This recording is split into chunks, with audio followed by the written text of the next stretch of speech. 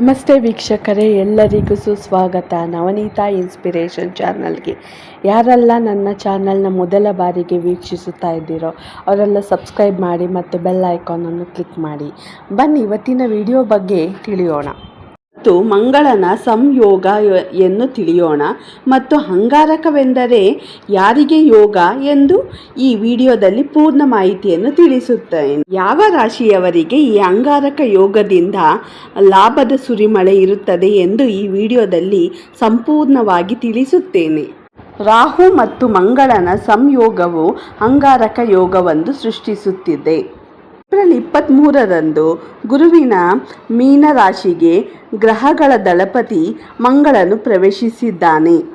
ಮಂಗಳ ಗ್ರಹ ಜೂನ್ 1, 2024 ಮೀನ ರಾಶಿಯಲ್ಲಿ ಇರುತ್ತದೆ. ಮಂಗಳನು ಈ ನಕ್ಷತ್ರವನ್ನು ಸಂಕ್ರಮಿಸಿದಾಗ ಮಂಗಳವು ರಾಶಿ ನಕ್ಷತ್ರವನ್ನು ಸಂಕ್ರಮಿಸಿದಾಗ ಅದರ ಪ್ರಭಾವವು ಪ್ರತಿಯೊಬ್ಬ ವ್ಯಕ್ತಿಯ ಜೀವನದಲ್ಲಿ ಬದಲಾವಣೆಗಳನ್ನು ತರುತ್ತದೆ. ಮುಖ್ಯವಾದ ವಿಷಯವೇನೆಂದರೆ ಈಗಲೇ ರಾಹು ಮೀನರಾಶಿಯಲ್ಲಿ ಸಿದ್ಧವಾಗಿದ್ದಾನೆ. ಆದರೆ ಈ ಯೋಗವು ಮೀನದಲ್ಲಿ ರೂಪುಗೊಂಡಾಗ ಬುಧದ ರೇವತಿ ನಕ್ಷತ್ರವು ಎಚ್ಚರವಾಗಿರಲಿದೆ.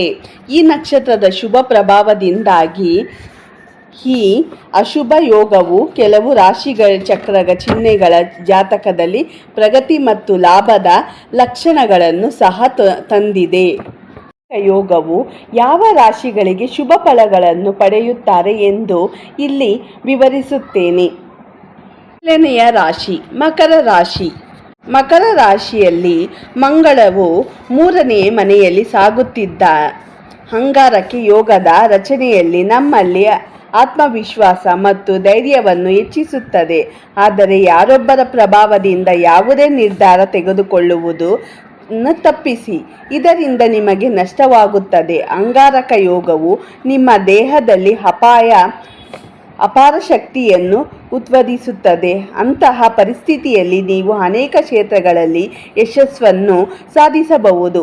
ನಿಮ್ಮ ಕೆಲಸದಲ್ಲಿ ನೀವು ಬಹಳಷ್ಟು ಪ್ರಯೋಜನಗಳನ್ನು ಪಡೆಯಬಹುದು. ಮಕರ ರಾಶಿಯವರು ಖಂಡಿತವಾಗಿಯೂ ಯಶಸ್ಸನ್ನು ಸಾಧಿಸುವಿರಿ. ವಿದೇಶ ಪ್ರವಾಸಕ್ಕೂ ಅವಕಾಶ ಸಿಗಬಹುದು. ನಿಮ್ಮ ಸ್ನೇಹಿತರು ಅಥವಾ ಕುಟುಂಬದೊಂದಿಗೆ ನೀವು ಧಾರ್ಮಿಕ ಪ್ರವಾಸ ಯೋಚಿಸಬಹುದು. ಶುಭ ಫಲ ನೀಡುವ ರಾಶಿ ವೃಶ್ಚಿಕ ರಾಶಿ. ಈ ರಾಶಿಯಲ್ಲಿ ಮಂಗಳವು 5ನೇ ಮನೆಯಲ್ಲಿ ಸಾಗುತ್ತಿದೆ. ಅಂತಹ ಪರಿಸ್ಥಿತಿಯಲ್ಲಿ ಈ ರಾಶಿ ಚಕ್ರ ಚಿಹ್ನೆಯ ಜನರು ಸಹ ಅಂಗಾರಕ ಯೋಗದಿಂದ ಪ್ರಯೋಜನ ಪಡೆಯಬಹುದು.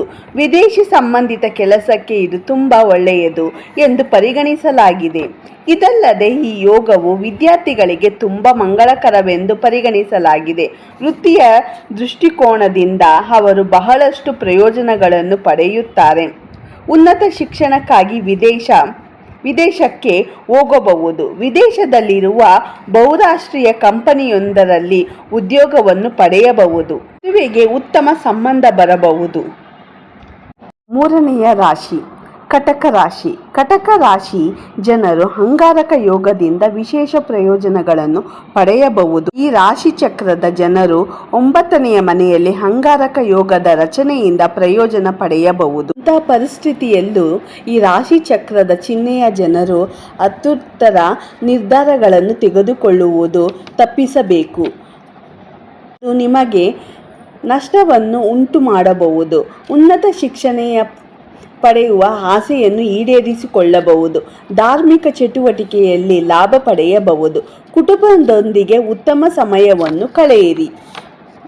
21ರವರೆಗೂ ಕೊಂಚ ಎಚ್ಚರಿಕೆಯಿಂದ ಇರಿ. ಅನಗತ್ಯ ಕೋಪದಿಂದ ನಿಮ್ಮ ಕೆಲಸ ಹಾಳು ಮಾಡಬಾರದು. ಪ್ರತಿ ಕೆಲಸವನ್ನು ಶಾಂತಿಯುತವಾಗಿ ಪೂರ್ಣಗೊಳಿಸಲು ಪ್ರಯತ್ನಿಸಿ. ಹನುಮಾನ್ ಶ್ರೀ ಆರಾಧನೆಯನ್ನು ಮುಂದುವರಿಸಿ. ಇದರಿಂದ ನೀವು ಬಹಳಷ್ಟು ಪ್ರಯೋಜನಗಳನ್ನು ಪಡೆಯುತ್ತೀರಾ. ಮಾಹಿತಿಯೊಂದಿಗೆ ಮುಂದಿನ ವಿಡಿಯೋದಲ್ಲಿ ಭೇಟಿ ಮಾಡೋಣ. ವೀಕ್ಷಕರೇ ಮರೆಯದೆ ಲೈಕ್, ಶೇರ್, ಕಮೆಂಟ್ ಮತ್ತು ಸಬ್ಸ್ಕ್ರೈಬ್ ಮಾಡಿ. ಮತ್ತೊಮ್ಮೆ ಧನ್ಯವಾದಗಳು.